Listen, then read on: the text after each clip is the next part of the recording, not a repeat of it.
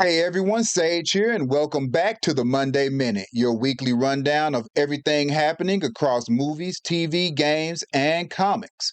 We're heading into Thanksgiving week, and the studios definitely didn't take the day off. We've got major updates from Amazon, Marvel, DC, Paramount, and Universal, plus a surprise box office record that absolutely nobody predicted. Let's jump right in.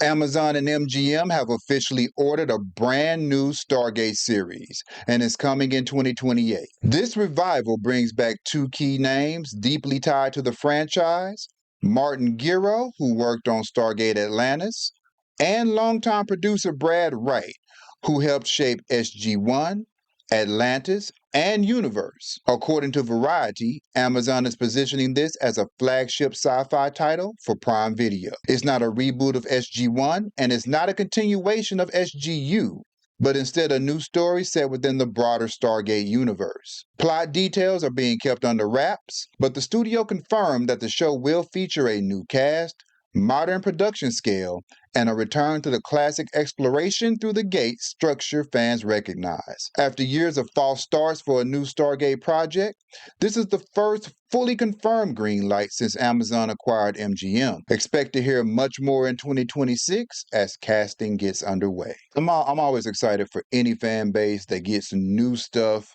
from the thing that they love. I'm all for it. I'm not a big Stargate person. I'm familiar with it. I know exactly what it is, but I just never sat down to watch any Stargate. And maybe I should. Maybe I should start now. Watching Stargate, try to catch up as much as I can.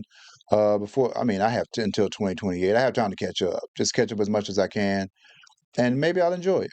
I'll have to maybe start checking that out. I'm not gonna make any promises, but I might do it if I have time.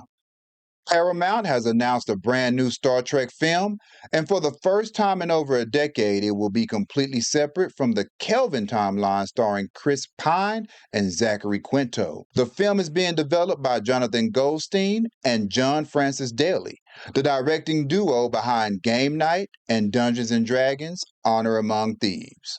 According to Deadline, the movie will introduce a new cast and will not connect to any previous film universes. It also won't be tied to current Star Trek series on Paramount Plus. Plot details remain under wraps, but early descriptions suggest a fresh entry point set within the wider Trek universe, meaning it could feature new worlds, new crews, and possibly a new era.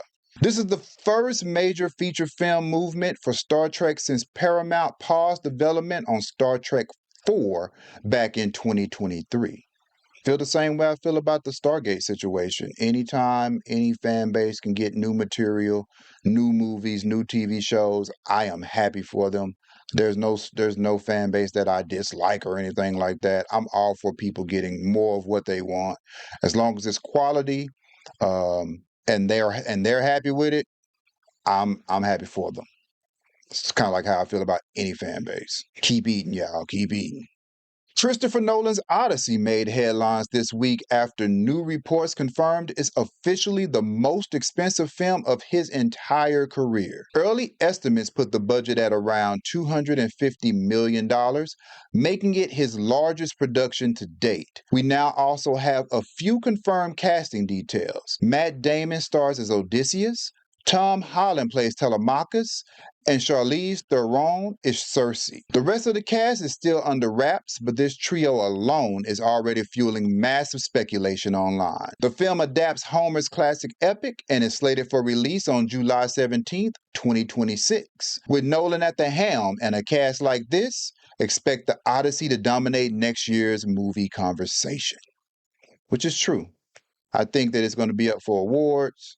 That's probably the most craziest cast I've ever seen as far as talent on one cast, and actors that I already like individually all being put together on one cast. I think this might be one of the biggest that I've ever seen. So I am going to go see it as soon as I can score a ticket. I actually missed those surprise tickets that he pulled in July 2025. I missed those tickets, which is crazy because I saw a movie the week before that actually had the preview in it. So I don't know. I don't know how I missed those tickets. I have no idea. But I'm going to get tickets and I'll go see it sometime next year. Wicked for Good, the defied gravity at the box office. The film pulled in $30.8 million from Thursday previews, officially surpassing the opening preview numbers for Superman earlier this year. The movie then went on to earn a massive $68.8 million on opening day, ranking as the second biggest opening day of the entire year. For context, Wicked for Good is part 2 and the conclusion of the story that began in 2024's Wicked. There are no further sequels planned,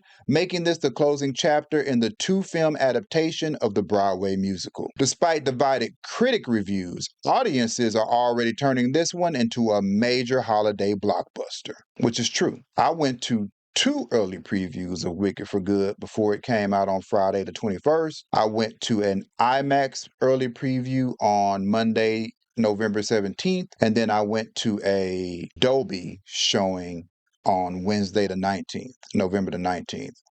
I absolutely love Wicked and Wicked for Good. I actually own the steelbook of Wicked, and I've already purchased the I've already pre-ordered the steelbook for Wicked for Good. They went on sale over the weekend, so hopefully I'll have that set.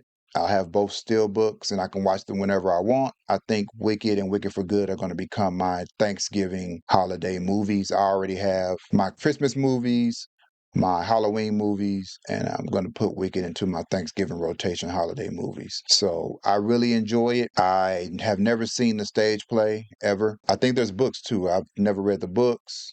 Never seen a stage play, but I thoroughly enjoyed the movies. I'm a fan of the movies.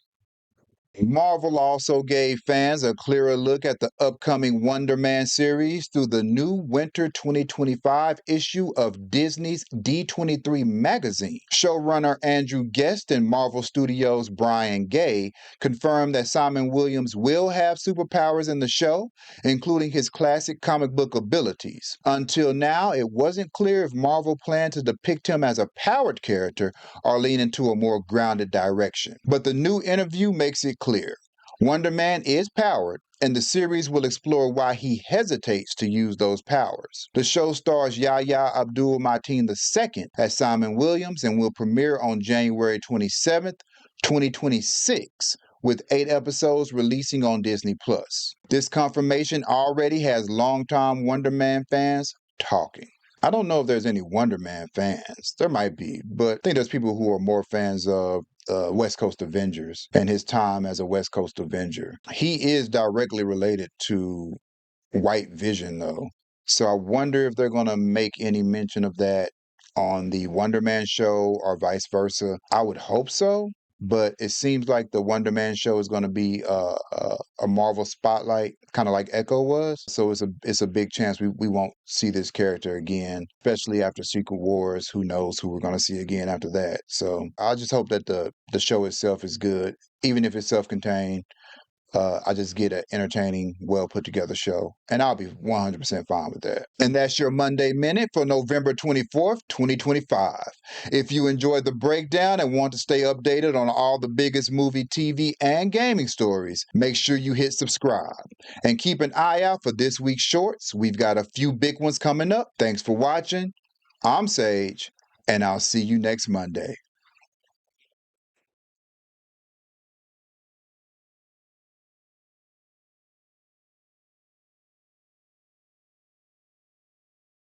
Mm, mm, mm, mm, mm, mm, mm, mm, mm, mm,